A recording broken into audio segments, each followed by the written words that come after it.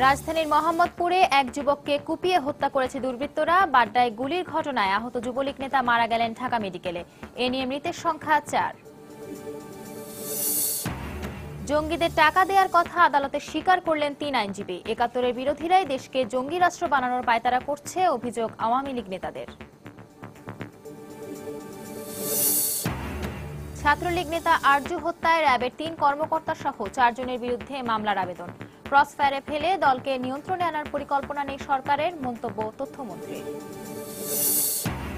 সরবরাহ সংকটে দেশের পেঁয়াজের বাজারে ঊর্ধ্বগতি, আমদানি মূল্য বাড়াকেই দায়ী করছেন পাইকারি ব্যবসায়ীরা, বিপাকে ক্রেতারা।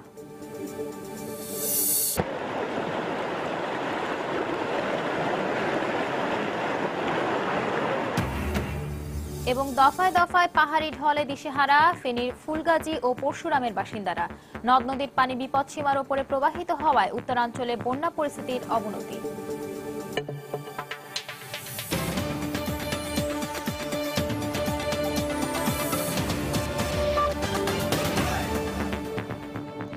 প্রবাসের সময় সঙ্গে আছি আমি সঞ্জনা চৌধুরী। রাজধানীর মোহাম্মদপুরে সোহেল নামে এক যুবককে কুপিয়ে হত্যা করেছে দুর্বৃত্তরা। এ ঘটনায় দুজনকে জিজ্ঞাসাবাদের জন্য আটক করা হয়েছে। স্বজনরা জানায়, রোববার রাত 10টার দিকে ঢাকা উদ্যান এলাকায় নিজ বাসার সামনে দাঁড়িয়ে ছিল সোহেল। এ সময় 6-7 জন দুর্বৃত্ত তাকে কুপিয়ে জখম করে পালিয়ে যায়। গুরুতর অবস্থায় উদ্ধার করে ঢাকা মেডিকেল কলেজ হাসপাতালে নেওয়া হলে কর্তব্যরত চিকিৎসক তাকে মৃত ঘোষণা করেন। স্বজনরা জানিয়েছেন, সোহেল স্থানীয় আওয়ামী লীগের রাজনীতির সঙ্গে জড়িত ছিল।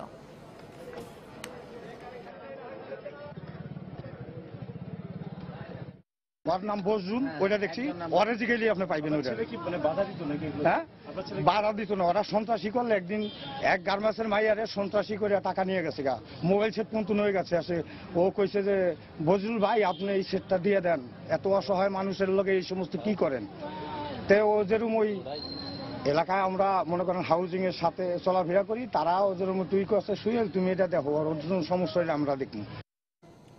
রাজধানীর বাড্ডায় গুলিতে আহত যুবলীগ নেতা আব্দুস সালাম ঢাকা মেডিকেলে চিকিৎসাধীন অবস্থায় মারা গেছেন। রোববার রাতে তিনি মারা যান। এ নিয়ে এ ঘটনায় মারা গেলেন মোট 4 জন। এর আগে মারা যাওয়া 3 জন হলেন আওয়ামী স্বেচ্ছাসেবক লীগ নেতা মাহবুবুর রহমান গামা, ঢাকা উত্তর সিটির 6 নম্বর ওয়ার্ড আওয়ামী লীগ নেতা শামসু মোল্লা এবং স্বেচ্ছাসেবক লীগ কর্মী মানিক। 13 আগস্ট রাত 9:30টার দিকে গুলশান বাড্ডা লিংক রোডে কমার্স কলেজের কাছে 15 আগস্টের শোক দিবসে অনুষ্ঠানের বর্ধিত সভা শেষে বসে থাকা অবস্থায় 4 জনকে গুলি করে পালিয়ে যায় সন্ত্রাসীরা। হামলার পর রাতে চিকিৎসাধীন অবস্থায় মারা যান 2 জন। পরদিন একটি হাসপাতালে চিকিৎসাধীন অবস্থায় মারা যান গামা। 3টি ব্যাংকের মাধ্যমে সশস্ত্র জঙ্গি সংগঠন শহীদ হামজা ব্রিগেডের কাছে 1 কোটি টাকা লেনদেনের কথা স্বীকার করেছেন 3 আইনজীবী।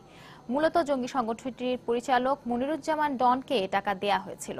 চট্টগ্রামের বাঁশখালী আদালতে 164 ধারায় স্বীকারোক্তিমূলক জবানবন্দিতে এসব তথ্য জানিয়েছে জঙ্গিদের অর্থায়নের অভিযোগে ঢাকা থেকে গ্রেফতার করা 3 আইনজীবী। বাঁশখালী থেকে বিস্তারিত জানাচ্ছেন কমল দে। সকালে র্যাবের করা পাহারায় ব্যারিস্টার শাকিলা ফারজানা, অ্যাডভোকেট হাসানুজ্জামান লিটন এবং অ্যাডভোকেট মাহফুজুল বাপনকে নগরীর পতেঙ্গা হেডকোয়ার্টার থেকে নিয়ে আসা হয় বাঁশখালীর আদালতে। জুডিশিয়াল ম্যাজিস্ট্রেট মোহাম্মদ সাজ্জাদ হোসেনের খাস কামরায় 10টা থেকে শুরু হয় 164 ধারায় স্বীকারোক্তিমূলক জবানবন্দি প্রদান। প্রতিজনে 1 ঘন্টা করে ঘটনার দায় স্বীকার করে স্বীকারোক্তিমূলক জবানবন্দি দিয়েছেন। জঙ্গিদের সহায়তায় আর্থিক লেনদেনের বিষয়টি 3 জনে বিস্তারিতভাবে তুলে ধরেছেন বলে জানিয়েছেন সরকার নিয়োজিত এই কৌশলী। অধিকতর নিরপেক্ষ তদন্তের স্বার্থে এটা গোপনীয়তা বজায় রাখা হয়। তবে আমি বিশ্বস্ত সূত্রে অবগত হয়েছি যে এই 164 ধারার জবানবন্দির মাধ্যমে পরোক্ষভাবে তারা ঘটনার সত্যতা স্বীকার করেছেন বিজ্ঞ আদালতে। এক্ষেত্রে ভিন্ন কথা বলছেন আসামি পক্ষের আইনজীবী। তাদের দাবি, ভয়ভীতি দেখিয়ে র্যাব এই স্বীকারোক্তিমূলক জবানবন্দি আদায় করেছে।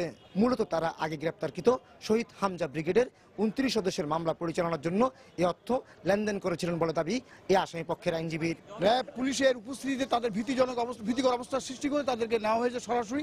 সেখান থেকে স্টেটমেন্ট নিয়ে তাদেরকে আবার গাড়িতে তোলা হয়েছে। তারা কি স্টেটমেন্ট দিয়েছে সেটা আমরা এখন দেখতে পাইনি।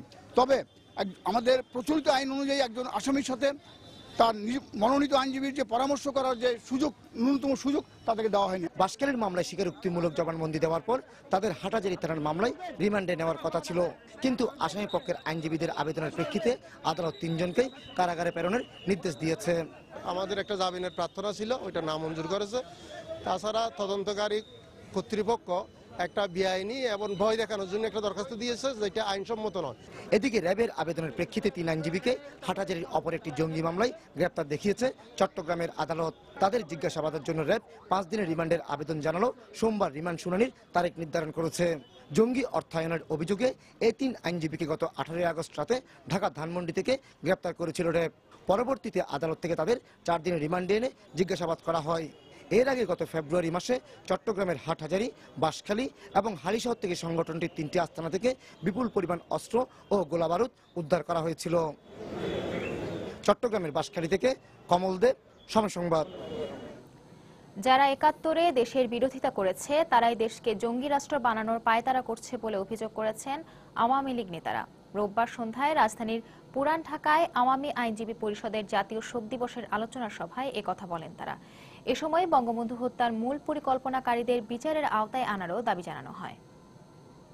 যারা বঙ্গবন্ধু হত্যার মূল পরিকল্পনাকারী, যারা ষড়যন্ত্রকারী, যারা বিচারের ধরাছোঁয়ার বাইরে রয়ে গেছে, জাতীয় আন্তর্জাতিক ষড়যন্ত্রকারী, যাদেরকে আমরা বিচারের কাঠগড়ায় এখনো দাঁড় করাতে পারিনি, এইবার 40তম শাহাদাত বার্ষিকীতে আমাদের শপথ হোক, আমাদের অঙ্গীকার হোক, তাদেরকে বিচারের কাঠগড়ায় দাঁড় করাতে হবে। দেশকে তারা যেভাবে একটা জঙ্গি রাষ্ট্র বানানোর চেষ্টা করছে, তারা 71-এর ঘাতকদের প্রতিনিধি, 75-এর ঘাতকদের প্রতিনিধি, জেলখানায় জাতীয় 4 নেতার হত্যাকারীদের প্রতিনিধি, এবং 2004 সালে আমাদের মাননীয় প্রধানমন্ত্রী জননেত্রী শেখ হাসিনাকে যারা হত্যা করেছিল, তারা একই সূত্রে কাটা। আমরা বলি কি, খালেদা জিয়া অনুরোধ করি কেক কাটবেন না। আরে খালেদা জিয়া তো কেক কাটবে, এটা তার দিবস, এটা তাদের জন্ম দিবস।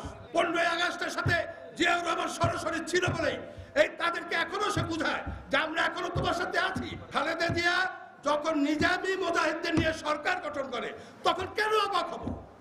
সে যখন এই যুদ্ধপরীদের বিচার বানচাল করার জন্য আন্দোলন করে, কেন আমরা বিচলিত হব? কেন আমরা অবাক হব? এটা তো তার রাজনৈতিক ধারাবাহিকতা। রাজধানীর হাজারীবাগ থানা ছাত্রলীগের সভাপতি আরজু মিয়াকে অপহরণ করে হত্যার অভিযোগে র্যাবের 3 কর্মকর্তা সহ 4 জনের বিরুদ্ধে আদালতে মামলার আবেদন করেছে নিহতের বড় ভাই মাসুদ রানা। রোববার ঢাকা মহানগর হাকিম শাহরিয়ার মাহমুদ আদনানের আদালতে আবেদনটি করা হয়। শুনানি শেষে মামলাটি গ্রহণ করা হবে কিনা সে বিষয়ে 25শে আগস্ট আদেশ দেওয়ার দিন নির্ধারণ করেছেন বিচারক। র্যাব দাবি করেছে, হাজারীবাগে কিশোরকে হত্যার অভিযোগে মামলা দায়েরের পর 17ই আগস্ট রাত 11:30টায় র্যাব আরজুকে আটক করে নিয়ে যাওয়ার সময় তার সহযোগীরা র্যাবকে লক্ষ্য করে গুলি চালায় এবং সে সময় বন্দুকযুদ্ধে 3 জন নিহত হন। বিচার বহির্ভূত হত্যাকাণ্ডের মাধ্যমে দলকে নিয়ন্ত্রণে আনার পরিকল্পনা বা নীতি বর্তমান সরকারের নেই বলে জানিয়েছেন তথ্যমন্ত্রী হাসানুল হক ইনু। রোববার সচিবালয়ে তথ্য অধিদপ্তরের সম্মেলন কক্ষে এক ব্রিফিংয়ে সাংবাদিকদের তিনি কথা বলেন। এ সময় তিনি আরো বলেন, মুখ আর দলীয় পরিচয় দেখে অপরাধীকে কোনোভাবেই ছাড় দেওয়া হবে না। বিচার বহির্ভূত হত্যাকাণ্ড বর্তমান মহাজোটের সরকারের কোনো নীতি নয়। এরকম কোনো ঘটনা যদি কোনো জায়গায় ঘটে থাকে তাহলে উপযুক্ত তদন্তের মাধ্যমে দোষী ব্যক্তিদের আদালতে সোপর্দ করা হয় এবং বিচারের সম্মুখীন করা হয়। আর ক্রসফায়ার করে রাজনৈতিক দল বাগে আনার কোনো নীতি সরকারের নাই। কাউকে ছাড় দেওয়া হবে না, এটাই হচ্ছে সরকারের অবস্থা। অপরাধীকে ছাড় দেওয়া হবে না, মুখ দেখে দল দেখে অপরাধীদের বিচার করবেন না, এই উক্তির মধ্য দিয়ে মাননীয় প্রধানমন্ত্রী আইনের শাসনের প্রতি সর্বোচ্চ সম্মান প্রদর্শন করেছেন। প্রবাসী সময় আরো থাকছে। সংসদ সদস্য পদ টিকিয়ে রাখার আইনি লড়াই আর চালাবেন না লতিফ সিদ্দিকী, সাংবাদিকদের জানালেন পদত্যাগ করবেন। এবং ময়লা আবর্জনা আর খোলা ডাস্টবিনে ভোগান্তিতে রাজধানীবাসী, অপসারণে আধুনিক প্রযুক্তি ব্যবহারের পরামর্শ পরিকল্পনাবিদদের, যন্ত্রপাতির অভাবকে দুষছে সিটি কর্পোরেশন।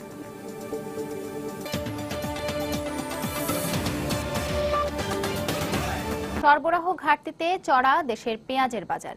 মাত্র একদিনের ব্যবধানে কেজিতে 10 থেকে 12 টাকা বেড়ে রাজধানীর পাইকারি বাজারে বিক্রি হচ্ছে 70 থেকে 80 টাকায়। আমদানিকারকরা বলছেন, ভারতে উৎপাদন ব্যাহত হওয়ায় বেড়ে গেছে পেঁয়াজের আমদানি মূল্য, আর তারই প্রভাব পড়েছে দেশের বাজারে। এতে বিপাকে পড়েছেন সাধারণ ক্রেতা। তবে অন্যান্য দেশ থেকে পেঁয়াজ আসলে সামনে দাম আর বাড়বে না বলে জানিয়েছেন ব্যবসায়ীরা। বিস্তারিত ইমতিয়াজ আহমেদের রিপোর্টে।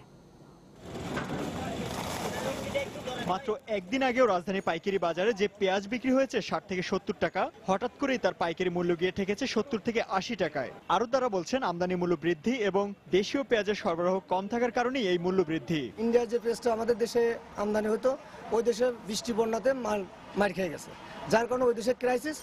এই ক্রাইসিস হওয়ার কারণে বাংলাদেশে প্রভাবটা বিস্তার করছে। বর্ডারে কালকে 75-76 টাকা বেচাকেন হয়েছে, এই জন্য শ্যামবাজার আবার রেট বাড়াই দিছে। 4 দিন আগে কিনছিলাম 48 টাকায়, আর আজকে হয়েছে 80-90। আমি তো আগে কিনা ছিল আমি 70 টাকা 65 বিক্রি করছি, আজকে বাজারে যে কিনা 80 টাকা। তবে কোরবানির আগ মুহূর্তে মজুতদারির কারণে পেঁয়াজের এই অস্বাভাবিক দর বৃদ্ধি হয়েছে কিনা এমন প্রশ্নের জবাবে শ্যামবাজার পেঁয়াজ সমিতির সাধারণ সম্পাদক বলছেন, দ্রুত পচনশীল হয় পেঁয়াজের বাজারে মজুত কিংবা সিন্ডিকেট সম্ভব নয়। মাল যে কেউ স্টক করে রেখে দিছে, আমি এটা বিশ্বাস করবো না। যার যার হিসেবে মাল বেচতেছে, এখানে শ্যামবাজারে কোনো মজুদের কোনো জায়গা নেই। মজুদ বলতে যে 20 গাড়ি 50 গাড়ি পেঁয়াজ এক জায়গায় ঢুকে রেখে তারপর বেচতেছে, এই ধরনের কোনো কারবার নেই। এখন আপাতত আমার মনে হয় যে পর্যন্ত উঠে গেছে 76-77টা, আমার মনে হয় এর চেয়ে বেশি হবে বলে আমার মনে হয় না। এদিকে হঠাৎ করে বাজারে পেঁয়াজের এই মূল্য বৃদ্ধি নিয়ে ক্ষোভ প্রকাশ করেছেন সাধারণ ক্রেতারা। কালকে পেঁয়াজ কিনছি 65 টাকা, আজকে পেঁয়াজ 80 টাকা, তাহলে আমরা কিভাবে পেঁয়াজ খাবো? একদিনে কিভাবে বেড়ে গেল বুঝতে পারলাম না, যে 65 টাকা থেকে আপনার 85 টাকা একদিনই হয়ে গেল। তবে মিয়ানমার কিংবা চীন থেকে আমদানি করা পেঁয়াজ বাজারে আসলেই স্বাভাবিক হয়ে যাবে পেঁয়াজের মূল্য, এমনটাই মনে করছেন ব্যবসায়ীরা। ইমতিয়াজ আহমেদ, সময় সংবাদ, ঢাকা। এদিকে সরবরাহ ঘাটতির কারণে হিলি স্থলবন্দরেও বেড়ে গেছে পেঁয়াজের দাম। এতে বিপাকে পড়েছেন সাধারণ ক্রেতারা। হিলি স্থলবন্দরের আড়তগুলোতে গিয়ে দেখা গেছে প্রতি কেজি পেঁয়াজ বিক্রি হচ্ছে 60 থেকে 62 টাকায়। এদিকে হিলি কাস্টমস কর্তৃপক্ষ জানিয়েছে, গত সপ্তাহের প্রথম 5 দিনে এই বন্দর দিয়ে 2000 টন পেঁয়াজ আমদানি হয়েছে, আর শুধু শনিবারই আমদানি হয়েছে 250 টন পেঁয়াজ। সাম্প্রতিক সময়ে ভারতে অতিবৃষ্টির কারণে দেশটিতে অস্বাভাবিক হারে বেড়ে গেছে পেঁয়াজের দাম। সংসদ সদস্য পদ টিকিয়ে রাখার আইনি লড়াই আর চালাবেন না বলে জানিয়েছেন সাবেক মন্ত্রী লতিফ সিদ্দিকী। এছাড়া তিনি সংসদ সদস্য পদ থেকে নিজেই পদত্যাগ করবেন বলে ঘোষণা দিয়েছেন। নির্বাচন কমিশন সচিবালয়ে শুনানির পর সাংবাদিকদের সঙ্গে কথা বলেন তিনি। এদিকে নির্বাচন কমিশন জানিয়েছে, পদত্যাগ না করলে নির্দিষ্ট সময়ে অনুষ্ঠিত হবে শুনানি। নির্বাচন কমিশনের বহুল আলোচিত এই শুনানিতে অংশ নিতে সকালে নির্বাচন কমিশন সচিবালয়ে আসেন হজ ও তাবলিগ জামাত নিয়ে বিতর্কিত মন্তব্য করে মন্ত্রিত্ব ও আওয়ামী লীগের প্রাথমিক সদস্য পদ হারানো টাঙ্গাইলের সংসদ সদস্য ও সাবেক মন্ত্রী আব্দুল লতিফ সিদ্দিকী। শুনানিতে দল থেকে তাকে বহিষ্কারের চিঠি নিয়ে আসেন আওয়ামী লীগের 2 প্রতিনিধি। প্রধান নির্বাচন কমিশনারের নেতৃত্বে আধা ঘন্টা শুনানি চলার পর লতিফ সিদ্দিকীর পদত্যাগের আবেদনের প্রেক্ষিতে 2 সপ্তাহের জন্য তা মুলতবি করে কমিশন। এরপর শুনানি শেষে বেরিয়ে এসে লতিফ সিদ্দিকী নিজেই জানান, সংসদ সদস্য পদ থেকে তিনি স্বেচ্ছায় পদত্যাগ করবেন এবং তার পদত্যাগপত্র স্পিকারের কাছে জমা দিয়ে দেবেন। এ বিষয়ে আদালতে আইনি লড়াইও আর চালাবেন না বলে জানান লতিফ সিদ্দিকী। একটু বিলম্ব হয়েছে, আমি অবগত হয়েছি। আমার নেতা চান না যে আমি এ নিয়ে বেশি বাড়াবাড়ি করি। আমার সংসদ পদ রক্ষা করার জন্য আমি যেন আর বৃথা লড়াই না করি। আমি যেহেতু অনুগত, সেহেতু আমি মাননীয় স্পিকার বরাবর আমার পদত্যাগপত্র আমি পৌঁছে দেব। এর আগে রোববার সকালে লতিফ সিদ্দিকীর সংসদ সদস্য পদ নিয়ে নির্বাচন কমিশনের শুনানির এখতিয়ার বৈধ বলে হাইকোর্টের রায় বহাল রাখেন আপিল বিভাগ। নির্বাচন কমিশন জানিয়েছে, 2 সপ্তাহের মধ্যে লতিফ সিদ্দিকী পদত্যাগ না করলে তার সংসদ সদস্য পদ থাকা না থাকা নিয়ে পরবর্তী শুনানি যথাসময়ে অনুষ্ঠিত হবে। আব্দুল লতিফ সিদ্দিকী জানিয়েছেন যে তিনি পদত্যাগ করে এই তার সমস্যাটুকু তিনি সমাধান করবেন। পদত্যাগ করলে আইন অনুসারে নির্দিষ্ট ব্যক্তির কাছেই করতে হবে। সেখান থেকে যদি আমাদের কাছে কোনো ইনফরমেশন আসে, সেই ক্ষেত্রে আমরা 6 তারিখেই সিদ্ধান্ত নেব সেই সম্পর্কে। গত বৃহস্পতিবার সংসদ সদস্য পদ বাতিলে নির্বাচন কমিশনের শুনানির বৈধতা চ্যালেঞ্জ করে লতিফ সিদ্দিকীর করা রিট খারিজ করে দেয় আদালত। এর আগে গত 17 আগস্ট নির্বাচন কমিশনের শুনানির বৈধতা চ্যালেঞ্জ করে এই রিটটি দায়ের করেন লতিফ সিদ্দিকীর আইনজীবী। মৌসুম ইসলাম, সময় সংবাদ, ঢাকা। আওয়ামী লীগের সাধারণ সম্পাদক সৈয়দ আশরাফুল ইসলাম বলেছেন, দেশে মৌলবাদ ও জঙ্গিবাদ সৃষ্টি হচ্ছে, তবে এটি সমাজের বিকৃত অংশ উল্লেখ করে তিনি বলেন, মানব সভ্যতার জন্যই তাদের প্রতিহত করতে হবে। রোববার বাংলাদেশ পুলিশ সার্ভিস অ্যাসোসিয়েশনের উদ্যোগে আয়োজিত শোক দিবসের আলোচনা সভায় বক্তব্য দেন তিনি। একই অনুষ্ঠানে স্বরাষ্ট্রমন্ত্রী আসাদুজ্জামান খান কামাল বলেন, বঙ্গবন্ধুর পর শেখ হাসিনাকে হত্যা করতে 21 আগস্টের ঘটনা ঘটানো হয়েছিল। আমাদের নেত্রীকে শেষ করার জন্য, বঙ্গবন্ধুর রক্তকে শেষ করার জন্য আবার তারা অ্যাটেম্প নিয়েছিল। কোনো বিচার আচার না করে জজ মিয়া নামক নাটক সাজিয়ে ঘটনা ধামাচাপা দেওয়ার চেষ্টা করেছে। যতবার সুযোগ পাবে ততবার এরা ছুবল মারবে। কাজেই ষড়যন্ত্রের বিরুদ্ধে আমাদের দাঁড়াতে হবে। মৌলবাদী জঙ্গি সৃষ্টি হচ্ছে, এটা আরেকটা বিকৃত সমাজের অংশ, এবং আজকে সারা বিশ্বে শক্তির সঙ্গে সংগ্রাম করতে হয়েছে। এই মানব সভ্যতার জন্য তাদেরকে প্রতিহত করতেই হবে। সকল প্রক্রিয়া সেখানে ব্যবহার করতে হবে, যাতে এই পৃথিবীতে আমাদের এই শক্তির যাতে কোনো উত্থান না হয়, এবং সারা বিশ্বের মানুষ যেভাবে তাদেরকে আপনার প্রতিহত করছে, আমাদের একইভাবে প্রতিহত করতে হবে। খুব শিগগিরই মৃত্যুদণ্ডপ্রাপ্ত জামায়াত নেতা আলী আহসান মোহাম্মদ মুজাহিদের আপিলের পূর্ণাঙ্গ রায় প্রকাশ হবে বলে আশা প্রকাশ করেছেন অ্যাটর্নি জেনারেল মাহবুবে আলম। মুজাহিদের রায় লেখা শেষ গণমাধ্যমে প্রকাশিত এমন খবরের বিষয়ে জানতে চাইলে এই মন্তব্য করেন তিনি। এছাড়া আমৃত্যু কারাদণ্ডপ্রাপ্ত আরেক জামায়াত নেতা সাইদের আপিলের রায় প্রকাশ পেলে মৃত্যুদণ্ড চেয়ে রায়ের বিরুদ্ধে রিভিউ করার কথাও জানান অ্যাটর্নি জেনারেল। সুপ্রিম কোর্টে রোববার নিজ কার্যালয়ে সাংবাদিকদের তিনি একথা বলেন। আশা করছি যে হয়তো আমরা অচিরেই রায় পাবো। দেলোয়ার হোসেন সাইদের মামলার ব্যাপারে আমিও অধীর আগ্রহে অপেক্ষা করছি, তার কারণ আমি তো আগেই বলেছি যে রায়ের বিরুদ্ধে আমি রিভিউ পিটিশন করব, তার মৃত্যুদণ্ড চেয়ে আমি রিভিউ পিটিশন করব। বড়পুকুরিয়া কয়লা খনি দুর্নীতি মামলার মূল নথি এবং চূড়ান্ত তদন্ত প্রতিবেদন তলবের নির্দেশনা চেয়ে বেগম খালেদা জিয়ার 2টি আবেদন খারিজ করে দিয়েছেন হাইকোর্ট। রোববার বিচারপতি নুরুজ্জামান নুবি ও বিচারপতি আব্দুর রবের সমন্বয়ে গঠিত হাইকোর্টের দ্বৈত বেঞ্চ এ আদেশ দেন। গত 18 আগস্ট হাইকোর্টে এই 2টি আবেদন করেন বেগম জিয়ার আইনজীবীরা। 158 কোটি 71 লাখ টাকা দুর্নীতির অভিযোগে 2008 সালের 26 ফেব্রুয়ারি শাহবাগ থানায় মামলাটি দায়ের করেন দুর্নীতি দমন কমিশন দুদক। বর্তমানে হাইকোর্টের এই বেঞ্চে বড়পুকুরিয়ার মামলার বৈধতা চ্যালেঞ্জ করে বেগম জিয়ার আবেদন বিচারাধীন রয়েছে। 21 আগস্ট গ্রেনেড হামলার সঙ্গে বিএনপি কোনোভাবেই জড়িত নয় বলে দাবি করেছেন দলটির আন্তর্জাতিক বিষয়ক সম্পাদক আসাদুজ্জামান রিপন। বিশেষ কোনো মহল আওয়ামী লীগ ও বিএনপির মধ্যে বিভেদ সৃষ্টির জন্যই উদ্দেশ্যমূলকভাবে বিভ্রান্তি ছড়াচ্ছে বলেও মন্তব্য করেন তিনি। রোববার রাজধানী নয়াপল্টনে দলের কেন্দ্রীয় কার্যালয়ে সাংবাদিকদের তিনি একথা বলেন। প্রধানমন্ত্রী যে পর্যবেক্ষণ করেছেন, যে কথা বলেছেন 21 আগস্টের ঘটনার সাথে বেগম খালেদা জিয়া এবং তার পুত্র বিএনপি সিনিয়র ভাইস চেয়ারম্যান জনাব তারেক রহমান এটার সাথে জড়িত, এই ব্যাপারে তিনি নিঃসন্দেহ, আমি মাননীয় প্রধানমন্ত্রীকে বলতে চাই, এটা মহল বিশেষ হয়তো আপনাকে এই ফিডব্যাক দিয়েছে, এটা সত্য নয়, এটা মহল বিশেষ। এই দুটি দলের মধ্যে বিভেদ, বিরোধ, দূরত্ব বাড়ানোর জন্য এই ধরনের অপপ্রচার করে যাচ্ছেন। বাংলাদেশ জাতীয়তাবাদী দল কখনোই হত্যার রাজনীতি, ষড়যন্ত্রের রাজনীতি করে না। দফায় দফায় পাহাড়ি ঢলে ক্ষতির মুখে পড়েছে দিশেহারা ফেনীর ফুলগাজী ও পরশুরামের হাজার হাজার পরিবার। ক্ষতির সরকারি তালিকা প্রস্তুতি নিয়েও তাদের রয়েছে নানা অভিযোগ। অন্যদিকে স্থানীয় প্রশাসন বলছে প্রকৃত ক্ষতিগ্রস্তদের সাধ্যমতো পুনর্বাসনের চেষ্টা করা হবে। জুলহাস তালুকদারের ক্যামেরায় বখতিয়ার মুন্নার রিপোর্ট। গত 25 জুলাইয়ের 4টি ভাঙনের মতো বৃহস্পতি ও শুক্রবার ফেনীর মুহুরী নদীর উজানের ভারতের ত্রিপুরার পাহাড় থেকে আসা ঢলের পানির তোড়ে মুহুরী কহুয়া প্রকল্প এলাকার বন্যা নিয়ন্ত্রণ বাঁধ ভেঙেছে আরও 9টি জায়গায়। আর পরশুরাম এবং ফুলগাজী উপজেলার প্লাবিত গ্রামের সংখ্যা দাঁড়িয়েছে 50-এরও বেশিতে। এতে ক্ষতির মুখে পড়েছে উপজেলা দুটির লাখেরও বেশি মানুষ। এবার ঢলের পানিতে নতুন নতুন এলাকার ভেসে গেছে শত শত পুকুরের মাছ, তলিয়ে যায় আউশ ফসল, রোপা আমন, আমন বীজতলা, সবজি ক্ষেত, বিভিন্ন ব্যবসা প্রতিষ্ঠান ও গ্রামীণ সড়ক। বন্ধ হয়ে পড়েছে অনেক এলাকার সড়ক যোগাযোগ, ফলে চরম ক্ষতি ও দুর্ভোগে পড়েছে মানুষ।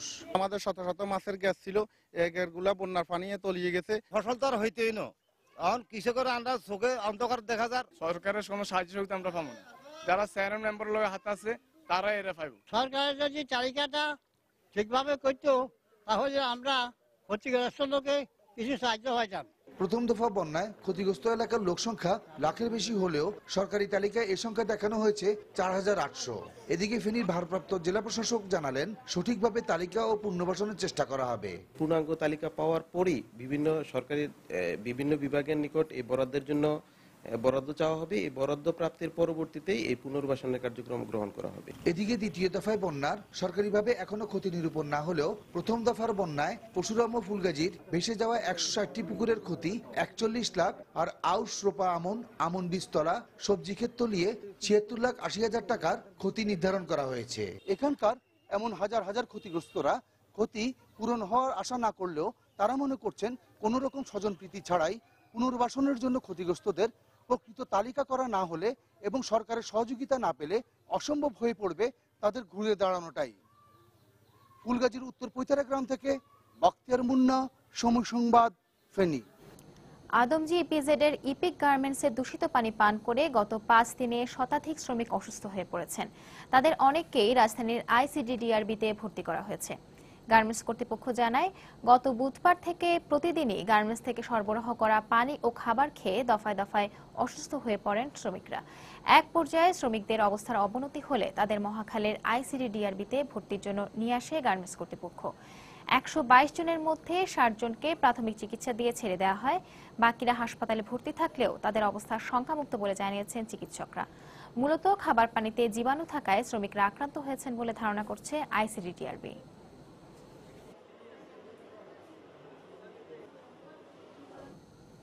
যত্রতত্র ময়লা আবর্জনা আর অসংখ্য খোলা ডাস্টবিন, রাজধানীর চিরচেনা দৃশ্য। এতে ভয়াবহ পরিবেশ বিপর্যয়ের মুখে পড়েছে মেগাসিটি ঢাকা। যেন পুরো নগরী পরিণত হয়েছে ময়লার ভাগাড়ে। আধুনিক প্রযুক্তি ব্যবহারের মাধ্যমে বর্জ্য থেকে সার ও বিদ্যুৎ উৎপাদন করে আবর্জনা মুক্ত নগরী গড়ার তাগিদ দিয়েছেন পরিকল্পনাবিদরা। তবে এসবের জন্য যন্ত্রপাতির অভাবকেই দুষছে সিটি কর্পোরেশন। মাহমুদ রাকিবের রিপোর্ট। গৃহস্থালির ময়লা আবর্জনা যা সংগ্রহ করে এনে রাখা হচ্ছে নগরীর বিভিন্ন স্কুল কলেজের গেটের পাশে কিংবা প্রধান সড়কের উপর রাখা সিটি কর্পোরেশনের অস্থায়ী ডাস্টবিনে। নগরীতে এ ধরনের খোলা ডাস্টবিনের সংখ্যা যে কত তা খোদ নগর কর্তৃপক্ষ জানেন কিনা সন্দেহ। এসব বর্জ্যের পচা দুর্গন্ধে অজান্তেই সবার হাত চলে যায় নিজের নাকে। দুর্গন্ধ থেকে রেহাই পায় না ক্লাসে থাকা ছাত্রছাত্রীরাও। স্কুলে আসতে গেলে প্রথমে রাস্তা দিয়ে ঢোকার সময় ময়লার গন্ধ থাকে। ডাস্টবিনটা থাকার কারণে আমাদের যাতায়াতে অনেক সমস্যা হয়, এমনকি রাস্তাও মাঝে মাঝে যানজট লেগে যায়। খোলা ডাস্টবিনের আবর্জনা ফেলার কারণে নগরীর বায়ু দূষণের মাত্রাও বেড়ে যাচ্ছে। বিশ্বব্যাংকের মতে শুধু দূষিত বায়ুবাহিত রোগে প্রতি বছর 15,000 লোক মারা যাচ্ছে বাংলাদেশে, আর রোগ বালাইয়ে অসুস্থ হওয়ার সংখ্যা তো অগণিত।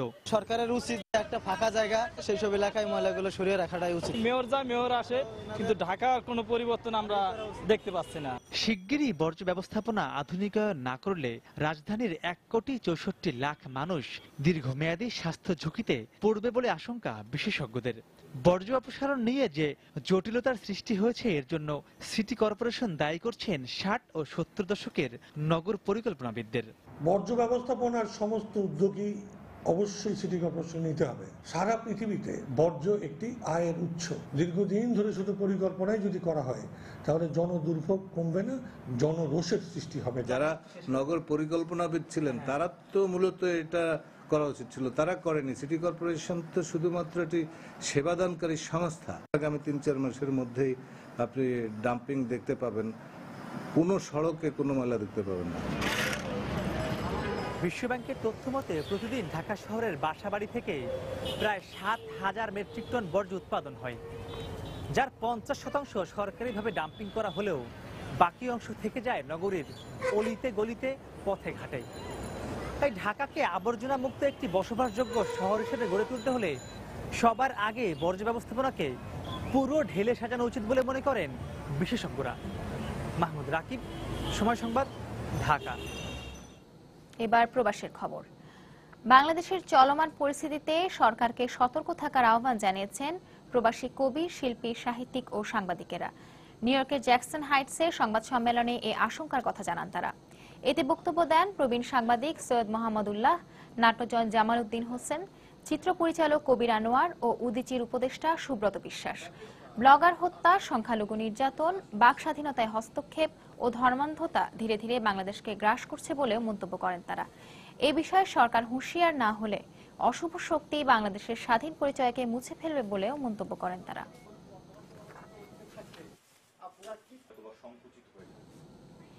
এই প্রথম সরকারি উদ্যোগে বাংলায় অভিবাসী তথ্য নির্দেশিকা প্রকাশ করল নিউ ইয়র্ক সিটি কর্তৃপক্ষ। শনিবার জ্যাকসন হাইটসে বাংলাদেশি ব্যবসায়ীদের উপস্থিতিতে এই নির্দেশিকা বিতরণ করেন New York City controller Scott Stringer. অনুষ্ঠানে উপস্থিত ছিলেন মিউনিসিপ্যালিটি কর্মচারী ইউনিয়ন নেতা মাফ মেসবাউদ্দিন ও New York City voter registration অ্যাসিস্ট্যান্টের কমিশনার মাজেদা উদ্দিন। এতে দেয়া বক্তব্যে বাংলাদেশি কমিউনিটি নিউ ইয়র্কের সবচেয়ে দ্রুত বিকাশমান কমিউনিটি বলে মন্তব্য করেন New York City controller Scott Stringer. 21শে আগস্ট গ্রেনেড হামলা মামলার আসামিদের দ্রুত বিচার করে জাতিকে কলঙ্কমুক্ত করার আহ্বান জানিয়েছেন সৌদি আরবের মক্কা প্রবাসী বঙ্গবন্ধু পরিষদের নেতাকর্মীরা। রোববার মক্কার মেসফালায় বঙ্গবন্ধুর 40তম শাহাদাত বার্ষিকী উপলক্ষে এক আলোচনা সভা থেকে এ আহ্বান জানানো হয়। অনুষ্ঠানে নেতাকর্মীরা বলেন, আমরা যে নেতার কারণে বাংলাদেশ নামে একটি দেশ পেয়েছি, বিশ্বের বুকে বাংলাদেশী হিসেবে নিজেদের পরিচয় পেয়েছি, সেই জাতির পিতা বঙ্গবন্ধু শেখ মুজিবুর রহমানকে যারা হত্যা করেছে তাদের বিচারের রায় দ্রুত কার্যকর করতে হবে। সেই সাথে শেখ হাসিনাকে হত্যার উদ্দেশ্যে যারা গ্রেনেড হামলা চালিয়েছে তাদের দ্রুত বিচার করে রায় কার্যকর করারও দাবি জানান তারা। অন্যথায় খুনিরা আবারও এ ধরনের নাশকতা করতে পারে বলে তারা উদ্বেগ প্রকাশ করেন। নারায়ণগঞ্জে আলোচিত 7 হত্যা মামলার প্রধান আসামি নূর হোসেনকে ভারত থেকে ফিরিয়ে আনার বিষয়টি চূড়ান্ত পর্যায়ে রয়েছে বলে জানিয়েছেন পুলিশের মহাপরিদর্শক AKM শহীদুল হক। রোববার সন্ধ্যায় নারায়ণগঞ্জ ক্লাব অডিটোরিয়ামে গ্রিন ফর পিস নামে একটি সামাজিক সংগঠনের 2 যোগ পূর্তি উপলক্ষে আয়োজিত আলোচনা ও সাংস্কৃতিক অনুষ্ঠানে তিনি একথা বলেন। নূর হোসেনের বিরুদ্ধে ভারতে মামলা থাকায় তা নিষ্পত্তি না হওয়া পর্যন্ত দেশটি তাকে দেবে না বলেও জানান আইজিপি। অনুষ্ঠানে জেলা প্রশাসক ও পুলিশ সুপার সহ সরকারি বেসরকারি প্রতিষ্ঠানের কর্মকর্তারা উপস্থিত ছিলেন। এ সময় সাংস্কৃতিক প্রতিযোগিতায় বিজয়ীদের মাঝে পুরস্কার বিতরণ করা হয়। আন্তর্জাতিক প্রসঙ্গ। ভারত পাকিস্তান জাতীয় নিরাপত্তা উপদেষ্টা পর্যায়ের বৈঠক বাতিল হওয়ার জন্য পরস্পরকে দুষছে নয়াদিল্লি ও ইসলামাবাদ। কাশ্মীরের বিচ্ছিন্নতাবাদী নেতাদের অংশগ্রহণ নিয়ে মতপার্থক্যের জের ধরে বাতিল হয়ে যায় ভারত পাকিস্তানের নির্ধারিত বৈঠক। শনিবার ভারতের পক্ষ থেকে শুধু সন্ত্রাসবাদ দমন নিয়ে আলোচনায় তৃতীয় কোনো পক্ষের যোগ না দেয়ায় শর্ত জুড়ে দেয়া হলে রাতে তা মেনে নেওয়া সম্ভব নয় বলে জানিয়ে দেয় পাকিস্তান। নয়াদিল্লির দেয়া শর্ত অনুযায়ী আলোচনায় বসলে তাতে কোনো সফলতা আসবে না উল্লেখ করে এক বিবৃতিতে বৈঠকে যোগ না দেওয়ার কথা জানায় পাকিস্তানের পররাষ্ট্র মন্ত্রণালয়। পরে ভারতের পক্ষ থেকে পাকিস্তানের এই সিদ্ধান্তে দুঃখ প্রকাশ করে পাল্টা বিবৃতি দেওয়া হয়। এর আগে ইসলামাবাদে এক সংবাদ সম্মেলনে কোনো পূর্ব শর্ত ছাড়া ভারত পাকিস্তান আলোচনা আয়োজনের আহ্বান জানান পাকিস্তানের নিরাপত্তা উপদেষ্টা সারতাজ আজিজ। একই দিন কাশ্মীরের বিচ্ছিন্নতাবাদী গোষ্ঠী হুরিয়াত নেতা সাবির শাহ নয়াদিল্লিতে পৌঁছলে 3 সহযোগী সহ তাকে আটক করা হয়।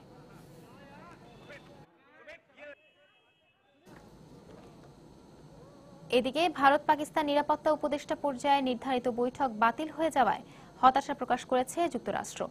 একই সঙ্গে গঠনমূলক আলোচনার মাধ্যমে দেশ দুটির মধ্যে শান্তি ফিরিয়ে আনার বিষয়ে আশা প্রকাশ করেন মার্কিন পররাষ্ট্র মন্ত্রণালয়ের মুখপাত্র জন কার্বি।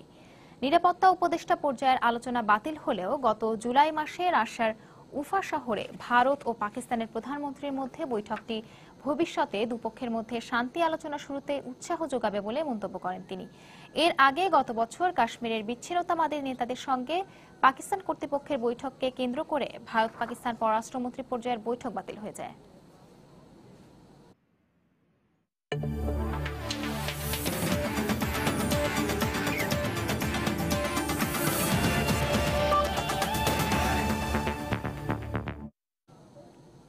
কিছুটা রান খরায় থাকলে অনেকেই সমালোচনায় মুখর হন বাংলাদেশ ওপেনার তামিম ইকবালকে নিয়ে। এতে দুঃখ নেই তামিমের, সময় সংবাদে টাইগার ওপেনার তামিম জানিয়েছেন মাঠে সেরাটা নিংড়ে দিয়েই খেলেন তিনি। তাই তামিম মন্তব্য করেছেন চাপ না থাকলে উইকেটে প্রাণ খুলে ব্যাটিং উপভোগ করেন তিনি। এছাড়াও বাংলাদেশের হয়ে 3 ফরম্যাটে সর্বোচ্চ রানের মালিক তামিমের ইচ্ছা টেস্ট ক্যারিয়ার শেষে অন্তত 8,000 রান সংগ্রহ করা। বিস্তারিত থাকছে হুমায়ুন কবির রোজের রিপোর্টে। 2012 সালের এশিয়া কাপের কথা, খুব বেশি না, ওয়ানডেতে টানা 60টি ইনিংসে 50 থাকায় টাইগার ওপেনার তামিম ইকবালকে নিয়ে মাঠ ও মাঠের বাইরে দারুণ সমালোচনায় মুখর হয় নিন্দুকেরা। এমনকি তৎকালীন বোর্ড সভাপতি মোস্তফা কামাল পর্যন্ত বাংলাদেশ দলে তামিমের যোগ্যতা নিয়ে প্রশ্ন তুলেন। কিন্তু হিমালয় সমান চাপ কাঁধে নিয়েও নুয়ে পড়েননি তামিম। সমালোচকদের মুখে কুলু পেটে টানা 4 ম্যাচে 50 সহ টুর্নামেন্টের দ্বিতীয় সর্বোচ্চ 257 রান করে বাংলাদেশকে তুলেছিলেন স্বপ্নিল এশিয়া কাপের ফাইনালে। তারপরও সম্প্রতি আন্তর্জাতিক ক্রিকেটে দেখা গেছে হাতে গোনা কয়েকটা ইনিংসে তামিম রান না পেলেই তামিম হঠাৎ মিছিলে মুখর হয় সমালোচকরা। কিন্তু যতবারই তামিম নামক বাক্যে গুঁতো দেওয়া হয়েছে ততবারই গর্জে উঠেছে তামিমের ব্যাট। আমি অনেক লাকি, আল্লাহর অনেক বড় রহমত ছিল আমার উপর। যখনই আমার এরকম কোনো সিচুয়েশন আসছে, যখন আমার উপর প্রেশার ছিল, আমি সামহাও এটাকে কাটে বের হয়েছি আর ভালো খেলে বের হয়েছি। তখন আমি মেন্টালি ফ্রি থাকবো, হ্যাপি থাকবো, কোনো প্রেশার থাকবে না, কিছু থাকবে না। আমার কাছে মনে হয় তখনই আমি সবচেয়ে সেরাটা খেলতে পারি। 3 ফরম্যাটে সর্বোচ্চ ব্যক্তিগত উইলোবাজিতে কেউই নেই তামিমের ধারে কাছে।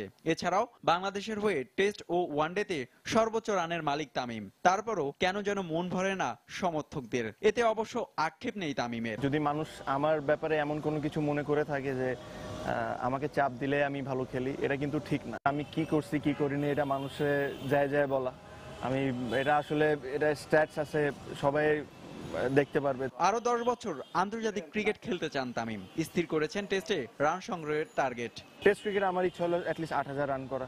আপাতত তামিমের মনোযোগ আসন্ন অস্ট্রেলিয়া সিরিজে ধারাবাহিকভাবে রানের পাগলা ঘোড়া ছোটানোর দিকে। হুমায়ুন কবির রোজ, সময় সংবাদ, ঢাকা। প্রবাসের সময় এ পর্যায়ে শীর্ষ সংবাদ জানিয়ে দিচ্ছি আরেকবার। রাজধানীর মোহাম্মদপুরে এক যুবককে কুপিয়ে হত্যা, বাড্ডায় গুলির ঘটনায় আহত যুবলীগ নেতা মারা গেলেন ঢাকা মেডিকেলে। এ নিয়ে মৃতের সংখ্যা 4। জঙ্গিদের টাকা দেওয়ার কথা আদালতে স্বীকার করলেন 3 আইনজীবী। 71-এর বিরোধীরাই দেশকে জঙ্গি রাষ্ট্র বানানোর পায়তারা করছে, অভিযোগ আওয়ামী লীগ নেতাদের। ছাত্রলীগ নেতা আরজু হত্যায় র্যাবের 3 কর্মকর্তা সহ 4 জনের বিরুদ্ধে মামলার আবেদন। ক্রসফায়ারে ফেলে দলকে নিয়ন্ত্রণে আনার পরিকল্পনা নেই সরকারের, মন্তব্য তথ্যমন্ত্রীর। সরবরাহ সংকটে দেশের পেঁয়াজের বাজারে ঊর্ধ্বগতি। আমদানি মূল্য বাড়াকেই দায়ী করছে পেঁয়াজ ব্যবসায়ীরা, বিপাকে ক্রেতারা।